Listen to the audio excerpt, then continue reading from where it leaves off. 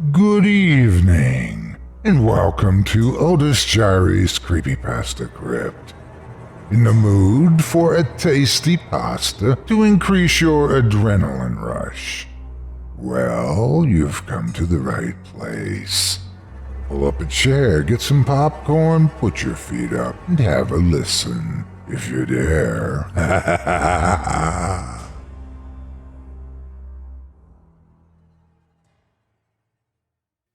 Dhost by Melanie Tem, narrated by Otis Jiry.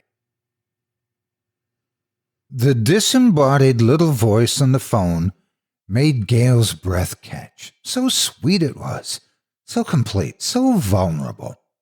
Guess what, Grandma? What, Corey? Corazon, heart, my heart. Guess what I'm going to be for Halloween? What, Corey? I'm going to be a Dhost, Corey shrieked with the utter delight of it. And Gail joined in the cascade of giggles that spun out then like the shimmering tail of a kite. Quite literally, she could not believe how much she loved this child. How much she loved Corey's father was, by reason of familiarity and cost, entirely believable. She loved him steadfastly and, despite everything, with a brilliant core of joy. The pain he brought into the lives of everyone who cared about him and some who didn't, and yes, the fear, were constants. But most of the time they no longer caused her real suffering. Loving detachment, the Buddhists called it. I love you, Bryce. I keep myself open to loving you, and I protect myself from you. Both. A Dhost, Corey? Really? This was entirely ingenious, for one of the best things about being a grandparent, instead of a parent, was that you weren't required to correct those wonderful mispronunciations. Yes, said Corey. Will you say boo and scare people? Yes, said Corey. Say it to me. Boo! Screamed the child, and Gail gave a little cry, and they both laughed. Will you be all covered up in a white sheet with holes cut in it so you can see out? There was a pause. Corey's ghost costume was probably a white plastic cape with a separate plastic mask. Amused by her own snobbery, Gail reminded herself that this was a perfectly respectable way for a ghost to be for Halloween. Indeed, all her kids had, to her considerable distress at the time, pointedly eschewed her repeated offers of homemade costumes. Bryce had been a rubber-fanged vampire 3 years in a row. Or was that Matthew? Evidently, giving up any attempt to make sense of her grandmother's silly question about a sheet, Corey repeated smugly, I'm going to be a Dhost. Will Grandpa and I get to see you when you're a Dhost? Corey's yes was a bit less emphatic this time.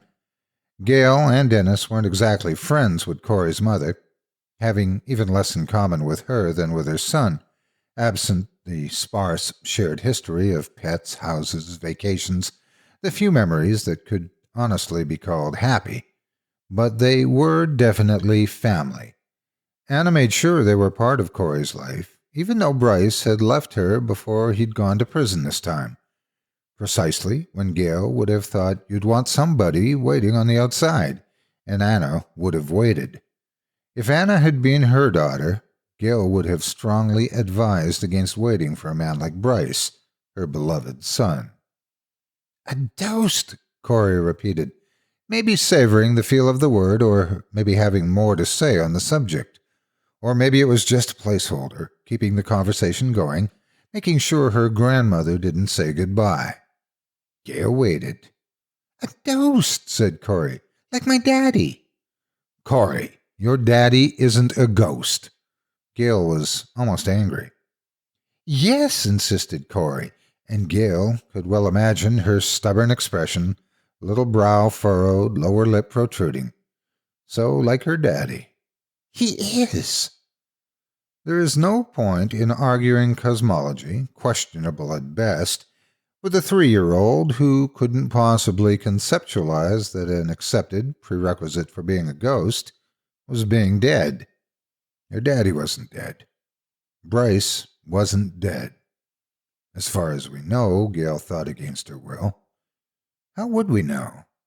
She couldn't quite stop herself from entertaining the possibility that Corey might know something by virtue of her youth and canny innocence and adoration of her absent father, that she could be in touch with forces the rest of them couldn't or didn't dare access.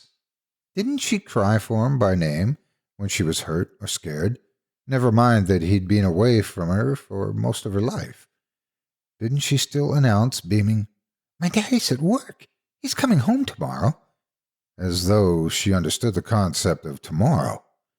Given her relationship with this father, she surely could remember in only the dimmest, most mythical way. Was it such a leap to think she might have a mystical connection to him as well? Leap or not, Gail knew better than to indulge thoughts like that. Bryce was hard enough without adding a supernatural twist. There was always noise in the background at Corey's house, usually just the TV or VCR, sometimes argument or laughter. Now it spiked into gleeful shrieks. Corey squealed into the phone, "We're carving pumpkins, Grandma, bye," and was gone without hanging up. Gail held on for a few seconds, hoping Corey would think to mention to her mom that Grandma Gail was on the phone. No such luck. While she waited, "I hope he is dead," came into her mind. It would be better for everyone if he were dead.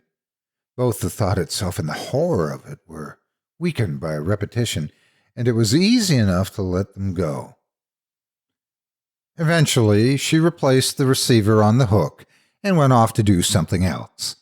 Whenever this happened, she tried not to imagine, and certainly not to ascribe meaning to the wasted possibility, for connection dangling on the other end of the line. Halloween was cold, of course. No matter how bright and balmy the autumn, trick-or-treat night was invariably rainy, snowy, blustery, so coats obscured costumes and neither kids nor parents could stay out long enough for treat bags to get full. Every year Gail was reminded of the time one of the kids had come home after less than an hour out, shivering and miserable, and Dennis had hustled him into a long, warm bath.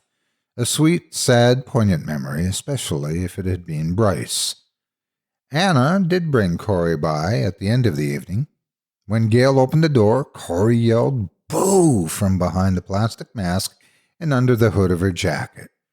Gail and Dennis both jumped back and gasped. Anna and Corey came in, and Gail noted the younger woman's harried look and tightly controlled tone. "Could Corey stay with you for a few minutes while I run to the store? I think we need a break from each other." Anna tried a smile. "Of course." Corey had shrugged off her bundling outer garments and was spinning in the middle of the kitchen, making her ghost costume billow and scattering the occasional piece of candy out of her plastic pumpkin. Gail hooted, "Look, it's a spinning Dhost." The moment her mother left, Corey sang out, "I saw my daddy." Gail and Dennis exchanged a look, and Dennis asked with studied lightness, "You saw your daddy tonight? Where?" "I saw my daddy. I saw my daddy." Careful to be gentle, Gail tried to stop the little girl in mid-spin. "Corey, listen to me. Where did you see your daddy?" "He's a Dhost, too, just like me." Dennis said, "What?" But Corey, still twirling, wouldn't repeat it. None of them knew what else to say. Well past Thanksgiving, Corey insisted on wearing her ghost costume to daycare and to the grocery store, and when she came to spend the night at Grandma and Grandpa's. Anna complained, but couldn't see enough real harm in it to confiscate the thing, and Gail couldn't either, though it made her uneasy. Sometimes you could hear the little girl singing and talking to herself about ghosts and daddies.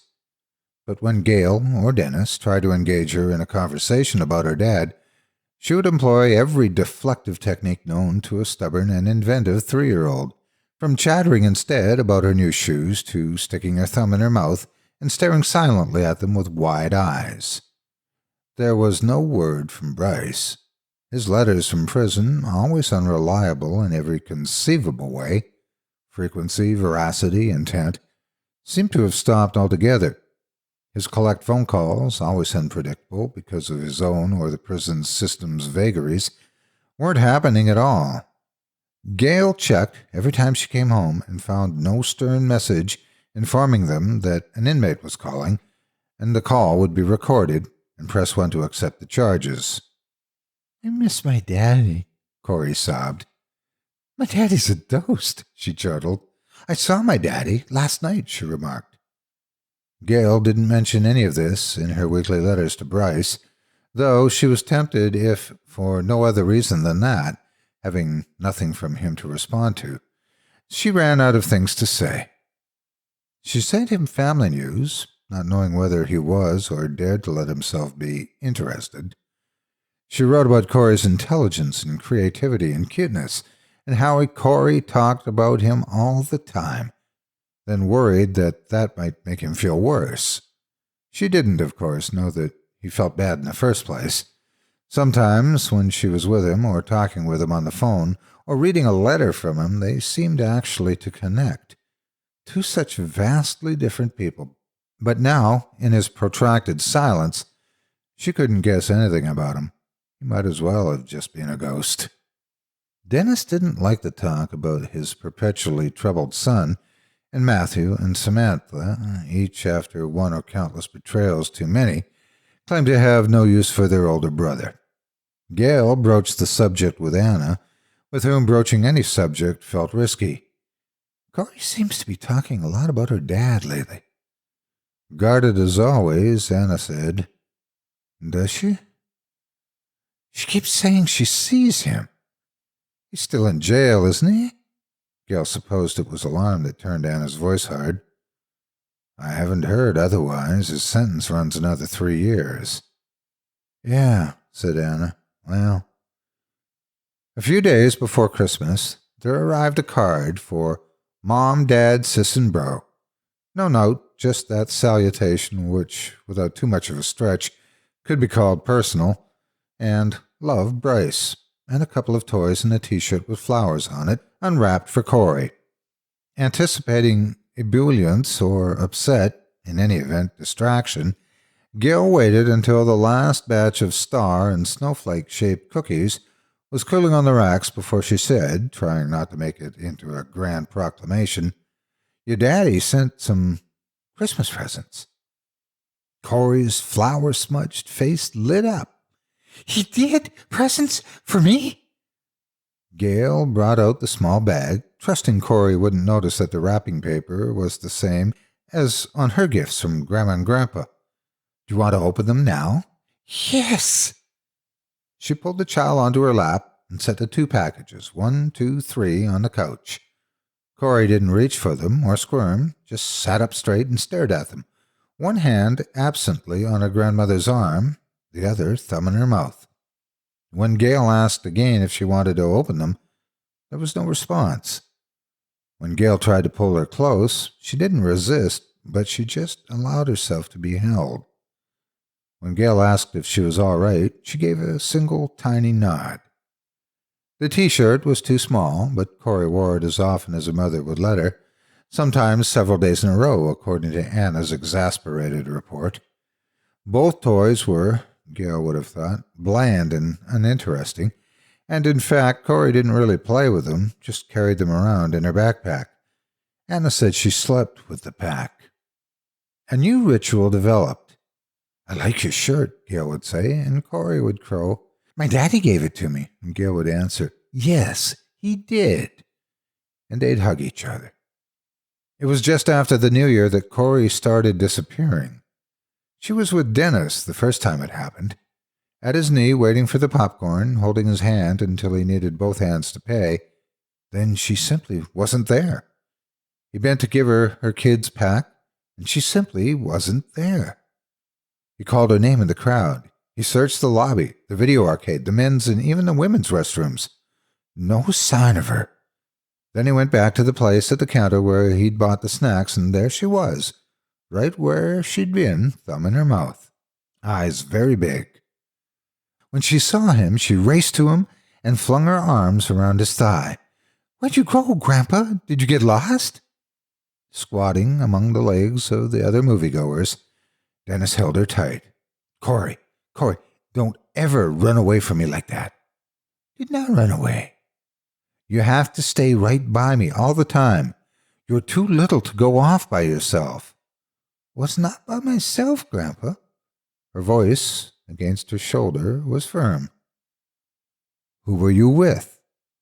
You know not to go off with strangers." "My daddy," she said into his neck.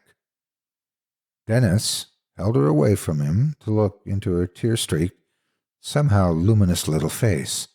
"Corey, stop it now. Your daddy isn't here." "He is, too. He said to go with him just a minute. And he's my daddy, so it's okay." "Your daddy's not here. He's in jail."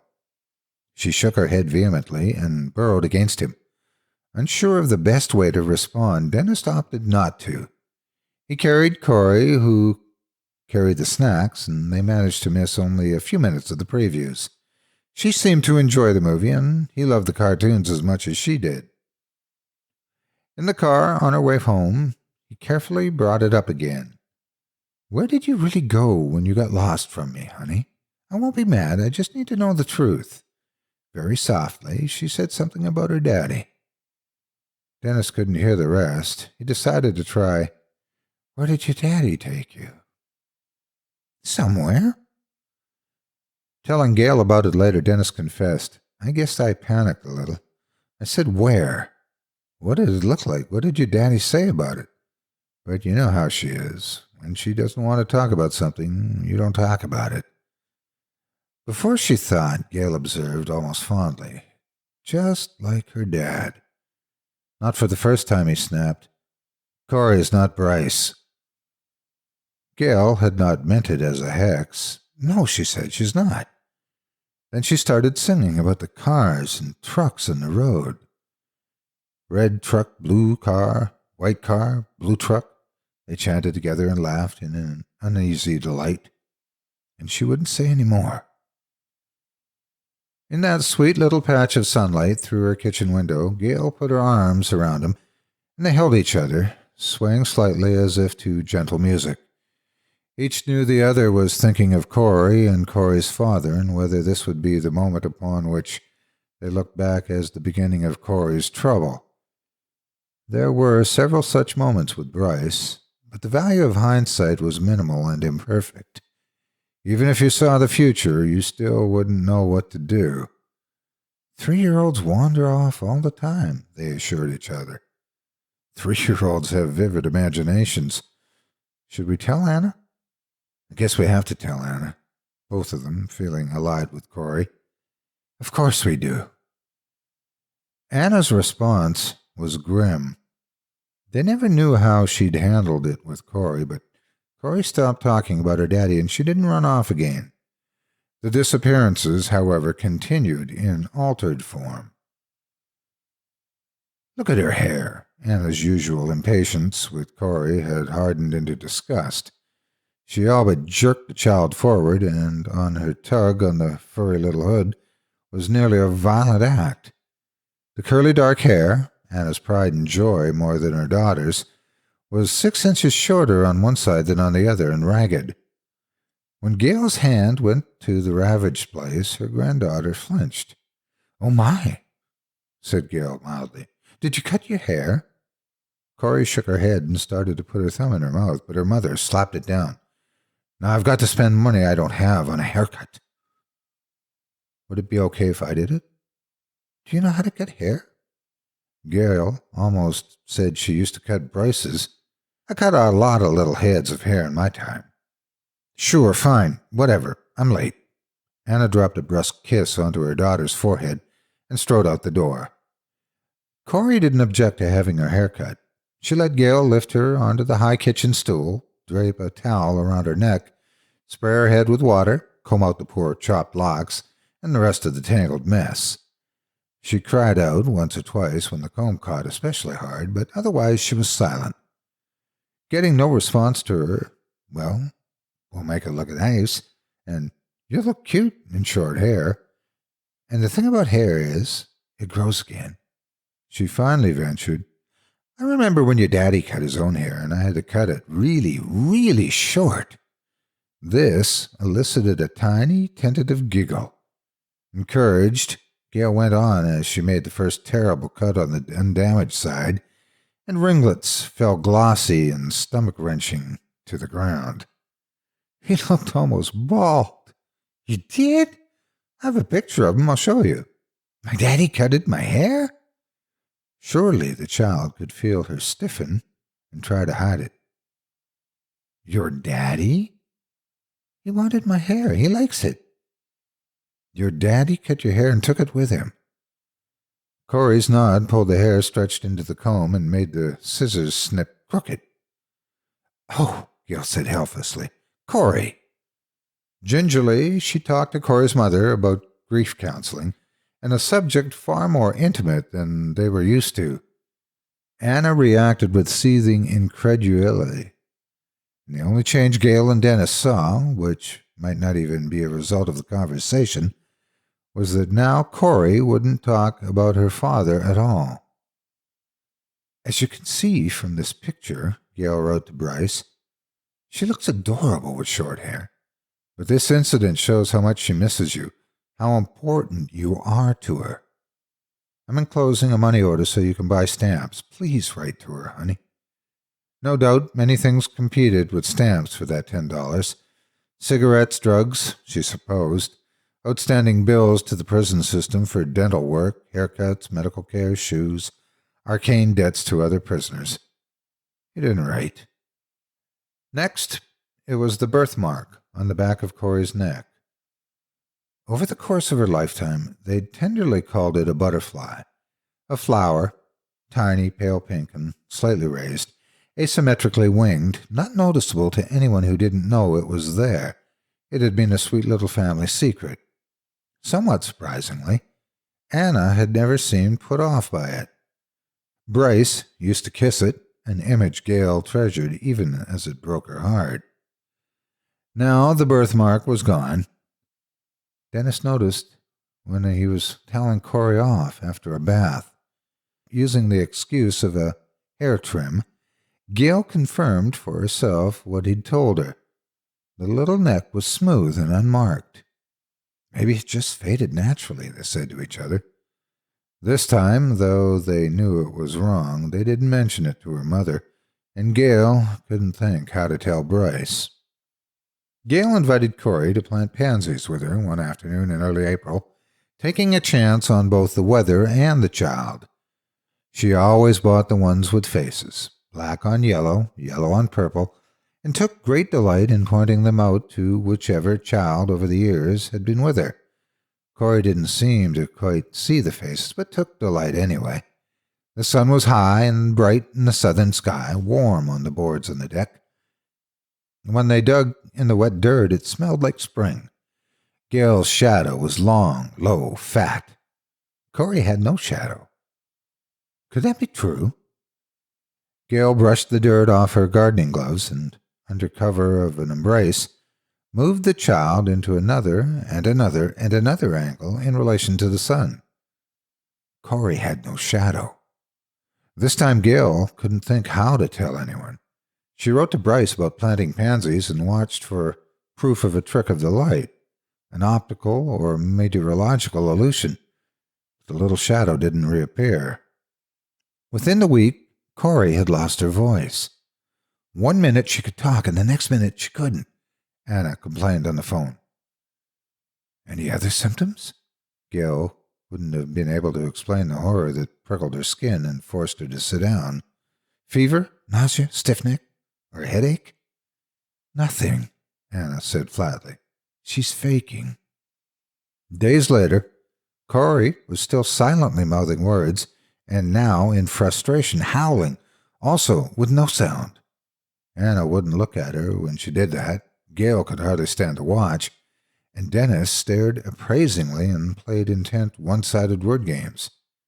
Dutifully, furiously, Anna took her to the doctor, who could find no physical cause and referred her to a child psychologist, at which Anna bitterly scoffed.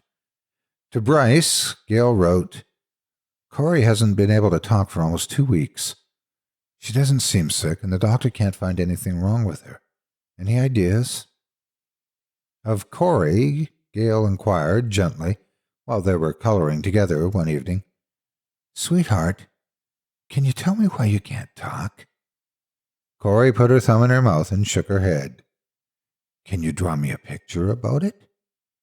Corey started to shake her head again, then stopped, took the proffered orange crayon, and made careful lines on the paper. A lopsided circle with squiggles on top, a straight line, and 4 slanted ones.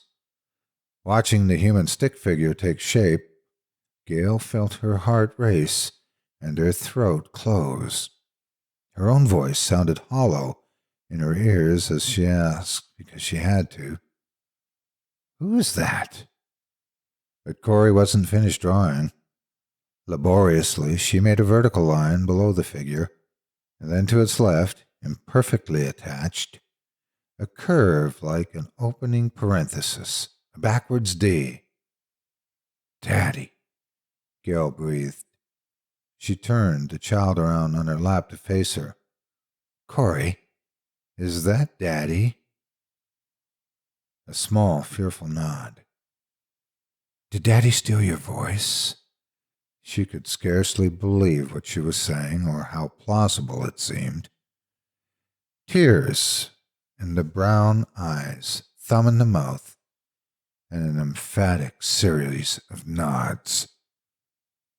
By Corey's 4th birthday in mid-May, Anna, worried now, but still not willing to concede that this wasn't just another way to make her life difficult, had had her seen by a second pediatrician and made an appointment with a child psychologist. At the party, the 3 small guests made plenty of noise, but the birthday girl, running in the sprinklers and riding her new bike and playing with the clown, squealed and giggled eerily without a sound. When Anna stood her up against the bedroom door frame to make a pencil mark for her height, they all saw that she had shrunk about 1/2 inch since last year. No one said anything about it. There was no present or card from her father. No one said anything about that either.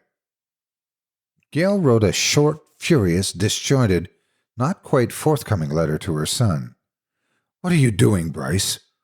What are you doing to your daughter? Today was her birthday. Did you forget? She can't talk. She's shrinking. Her birthmark and her shadow have disappeared. Tempted to delete that last bizarre sentence, she repeated hastily, What are you doing? Then saved, printed, signed the letter, with love, and mailed the letter before she could change her mind. Throughout the spring, more of Corey vanished or faded away. She lost weight. She forgot how to do things, count, write her name, button. At certain moments, Gail thought she could almost see through her.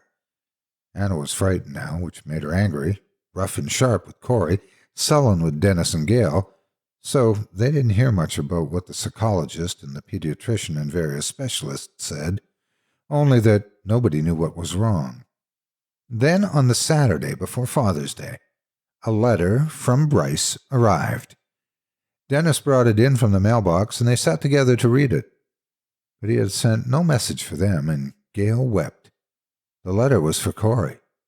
Obviously, they were supposed to read it to her, and of course, they had to know what was in it before they did, so Dennis read it aloud. Baby girl, it began.